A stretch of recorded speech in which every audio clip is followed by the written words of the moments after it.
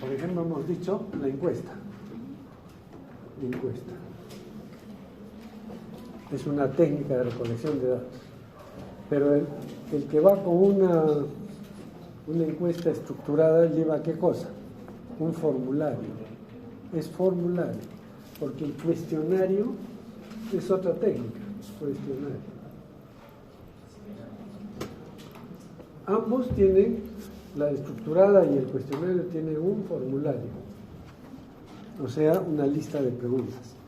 Entonces, ¿cómo es la técnica de la entrevista o la encuesta?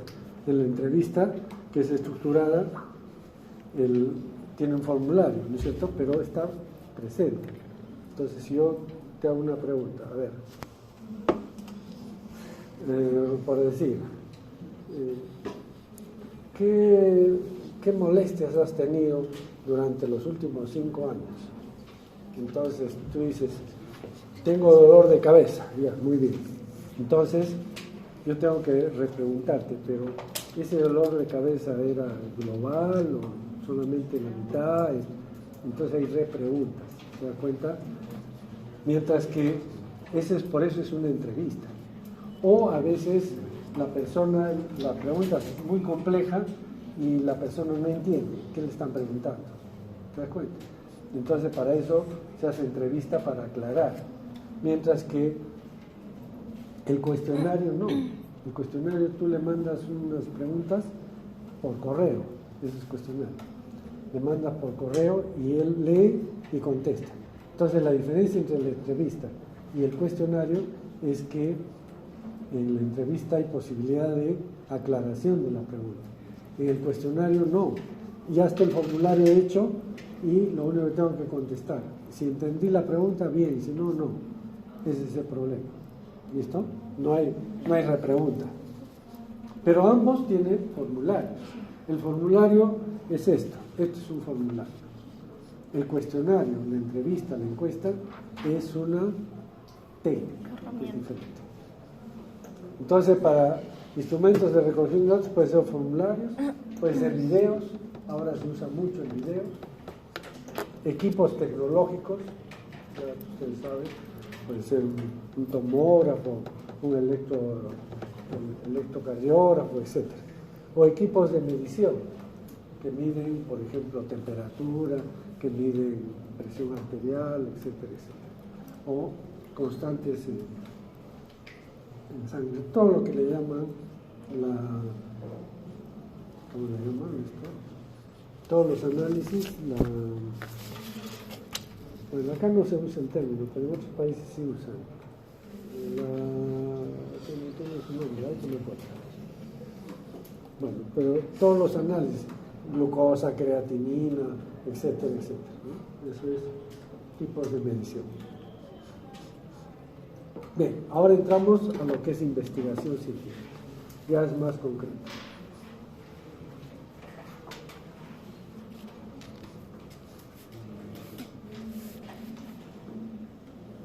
Es la forma de obtener conocimiento acerca del mundo que nos rodea. Entonces, la única forma de obtener conocimiento es a través de la investigación científica.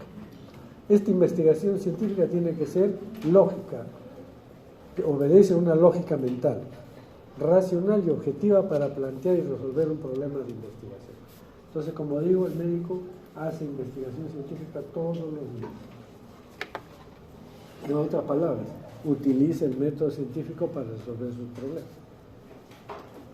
Etapas de la investigación. 1. La planificación. La planificación tiene que ver con el ámbito, el problema, la hipótesis y los objetivos. Entonces, siempre va a haber en la tesis que les piden, lo primero que les piden es el ámbito. Y nadie sabe qué es este bendito ámbito, ¿no? Se ponen cualquier cosa. ¿Qué cosa es el ámbito? Es el momento en que se lleva la investigación, el escenario en el que se da la realidad y la población en que está involucrada en el problema de investigación.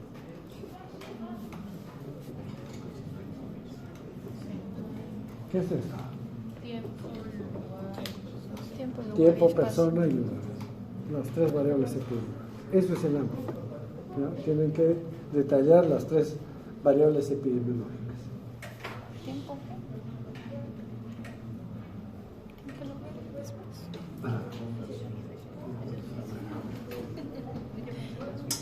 Y los objetivos.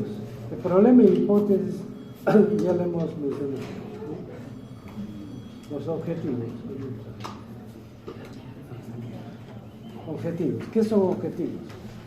Son resultados intermedios que se desea obtener para dar la respuesta final al problema.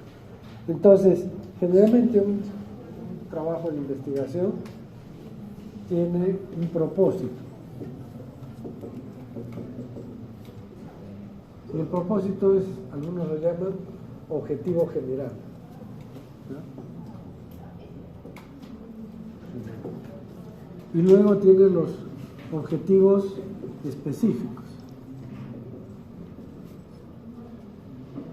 Esto es lo que nos interesa, los objetivos específicos. ¿Por qué? Porque son los resultados intermedios que vamos a tener y nos dan respuesta final. Y los objetivos específicos son los que nos va a dar el orden de la investigación. Por eso es importante. ¿Cuáles son los fines del objetivo? Sirven de guía para el estudio, ¿ya? Entonces, importantes, sirven de guía para el estudio. Determinan límites y amplitud del estudio. Son muy precisos, por eso es que nos dicen qué tengo que hacer. Describir tal cosa, ya está. Y la amplitud del estudio, dar el contexto en el cual se hace. Orientan sobre resultados eventuales y determinan las etapas del proceso. Esos son los fines de los objetivos. ¿Qué criterios tienen que tener los objetivos? Dirigidos a elementos básicos del problema. Deben ser medibles y observables. O sea, tiene que estar, un problema no tiene que ser muy general, tiene que ser preciso, específico. Deben ser medibles y observables, porque si no, no puedo cumplir el objetivo. Claros y precisos. Tienen un orden metodológico, el más simple y después el más complejo. Y se expresan en verbos e en infinitivo. ¿Cómo es un verbo en infinitivo? Andar, comer. Listo, ya sabemos. Como ven, todo esto ustedes ya han hecho. Lo que estoy haciendo es un repaso, porque después yo entro a lo que es investigación epidemiológica. Y entonces a veces, no todos están preparados. ¿Cuál es el diseño del estudio? Es el plan que se hace el investigador para recoger hechos que van a confirmar su. Y son diseños diferentes, ¿cierto? Entonces, tenemos que ver qué tipo de hipótesis hay. Y entonces, hay diferentes tipos de hipótesis. Por ejemplo, los estudios observacionales no requieren hipótesis. ¿Por qué? Porque digo, voy a determinar la prevalencia de tuberculosis en tal población. Yo no puedo aventurarme a decir, debe ser entre tanto y tanto. No tiene sentido, ¿no? Pero si yo digo, voy a establecer la asociación entre la hipertensión y el infarto de miocardio, ahí sí yo tengo que plantearme una hipótesis. Quiere decir que la hipertensión tiene condiciones, o sea que yo tengo que explicar qué características tiene la hipertensión que puede propiciar un infarto de miocardio. Entonces la asociación no existe así matemáticamente. Tengo que ya yo plantear qué es lo que espero tener, ¿no? Claro que la hipótesis se puede rechazar, sí, pero rara vez. Tipo de estudio. Ya hay estudios observacionales, experimentales, analíticos, etc. Ya todo eso vamos a ver después. Pero esto sí es importante, el manejo de las variables principales y extrañas.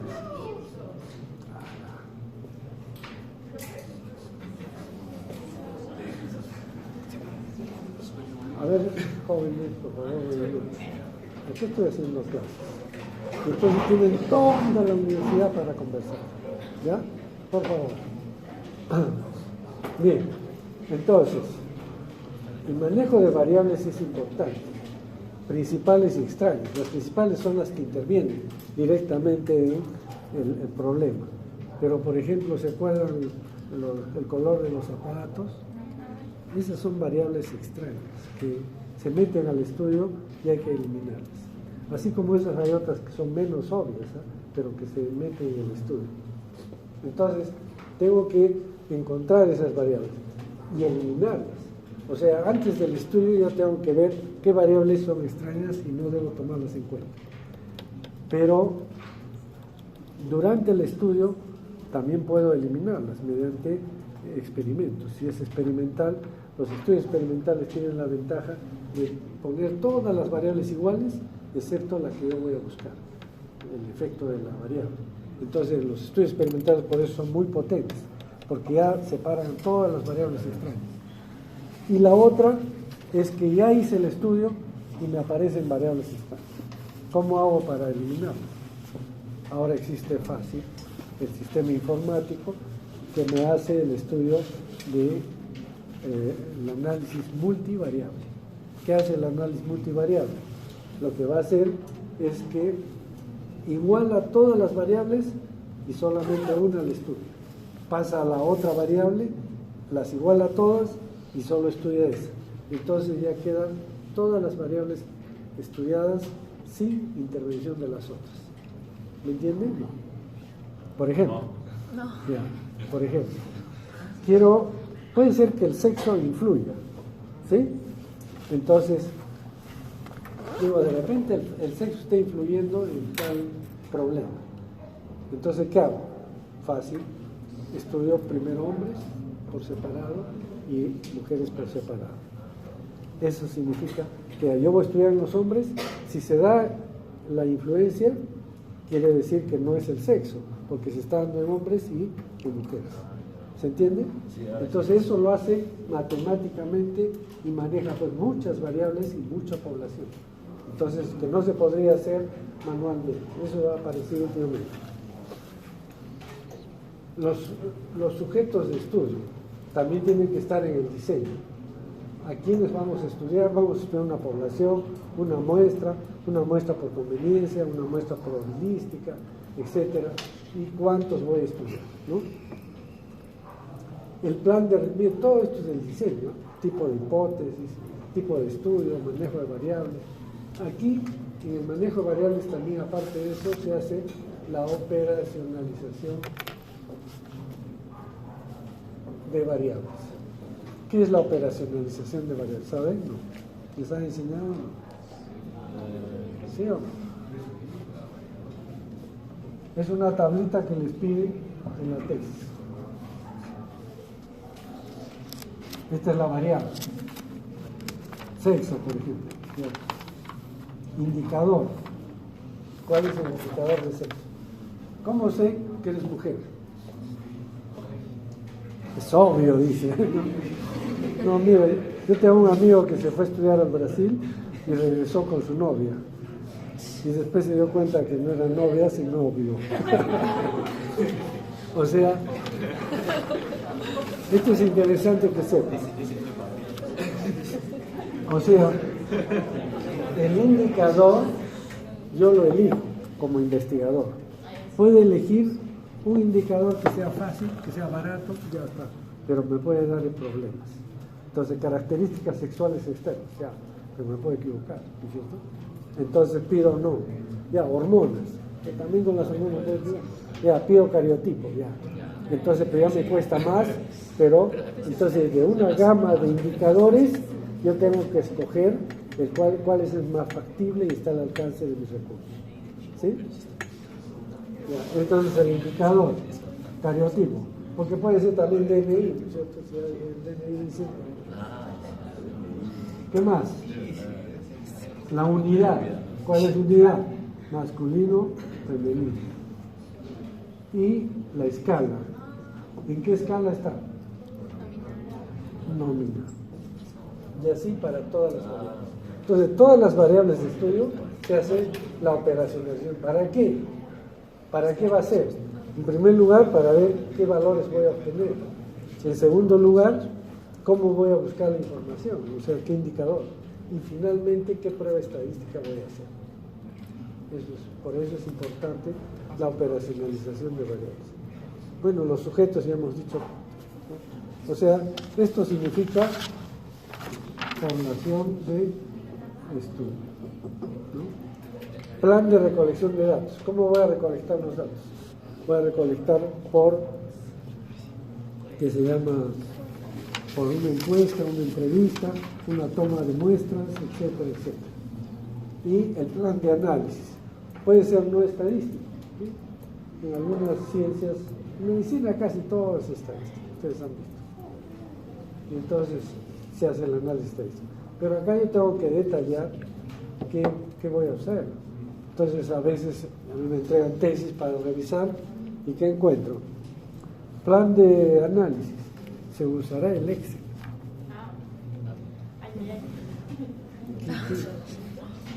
Qué buena descripción.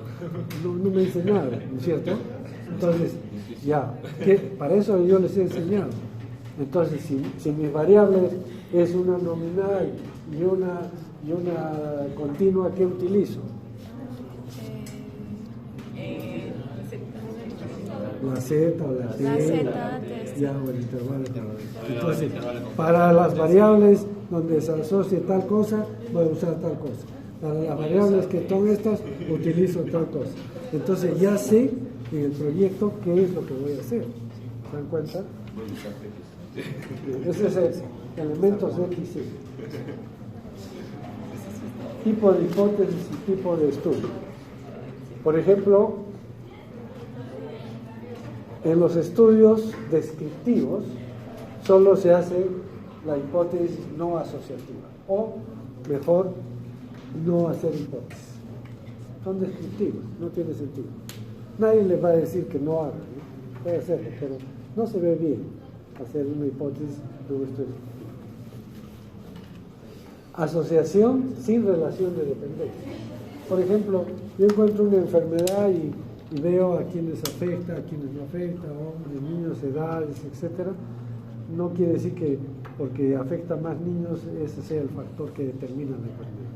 Entonces, es asociativa sin relación de dependencia, ¿ya? Esto también se puede hacer en estudios descriptivos.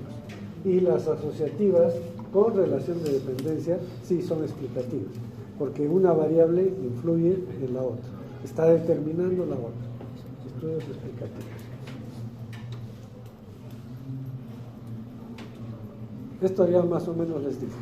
Manejo de las variables. Las principales puede haber control experimental. Entonces ya en el experimento es separar todas las otras variables. Definición operacional, si es nominal, ordinal, intervalo de razón. Y las extrañas, que ya les he dicho, cómo se pueden eliminar. Al inicio del estudio, durante el estudio, o post estudio, no post del estudio, sino post de la recolección. Voy a analizarlos con un análisis multivariable. Entonces, el nivel de control son clasificatorias al inicio del estudio, experimentales durante el estudio y no experimentales, que son estadísticas. Bien. Veamos el plan de recolección de datos. Fuentes pueden ser directas o indirectas. ¿Cuándo una fuente es directa? Cuando yo, por ejemplo, voy y le tomo el peso, la talla, le pregunto datos si tiene tal cosa, tal, a las personas. Esa es una fuente directa. Pero si voy a revisar historias clínicas, esa es indirecta, porque yo no examiné. Lógicamente, ¿cuál tiene más valor? Las directas. ¿Por qué? Porque en las indirectas, yo no sé si, por ejemplo, la historia clínica, ¿quién la hace? No puede ser el estudiante, el interno, el residente, el asistente, cualquiera. Entonces hay muchos hechos. Técnicas de instrumentos. La observación, la entrevista, que ya hemos dicho, ¿no es cierto? Observación, la entrevista, el examen, la recolección de datos, de muestras, etc. Plan de recolección de datos. De acuerdo a la frecuencia puede ser transversal o longitudinal.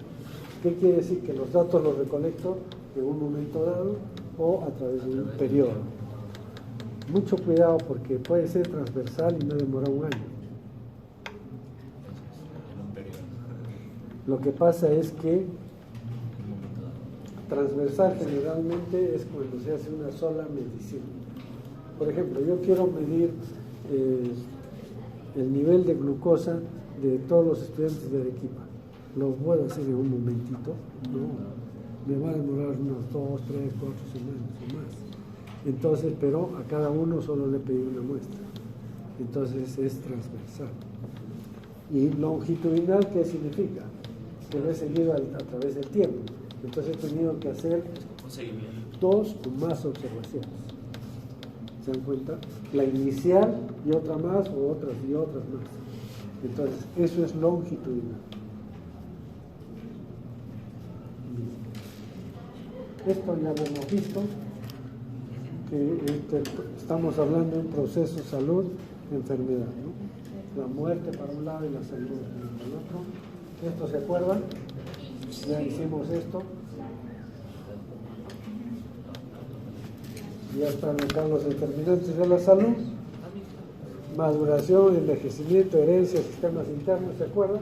Sí. Estilos de vida, patrones de consumo, riesgos laborales, recreación y medio ambiente social, físico, psicológico, sistemas de salud, rehabilitación, prevención emocional, curativa.